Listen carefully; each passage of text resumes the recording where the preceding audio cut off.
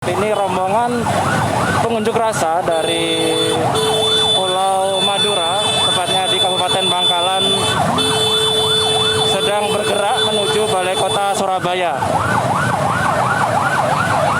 Ratusan warga Madura yang memadati Balai Kota Surabaya, Senin siang tanggal 21 Juni tahun 2021, meminta tes swab yang diberlaku Pemkot Surabaya dibongkar. Selain itu mereka menuntut agar tes swab antigen di kaki jembatan Suramadu tidak diberlakukan untuk seluruh warga Madura. Mereka menganggap akar permasalahannya hanya pada daerah Bangkalan. Sehingga tim Satgas Covid diminta turun langsung ke daerah zona merah tersebut.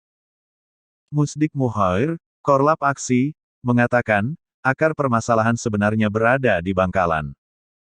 Seharusnya warga Madura lainnya tidak perlu diswab, sehingga tim Satgas harus turun langsung ke zona merah untuk memaksimalkan penanganan. Kalau mereka turun langsung di wilayah zona merah, maka tidak berimbas kemacetan yang memanjang. Kami meminta aspirasi ini diteruskan ke Gubernur Jatim, ujarnya usai berdialog. Pemkot Surabaya harus tepat sasaran, jangan tebang pilih dan mendiskreditkan masyarakat Madura dengan cara melakukan swab antigen di Suramadu, ujar salah satu orator lainnya.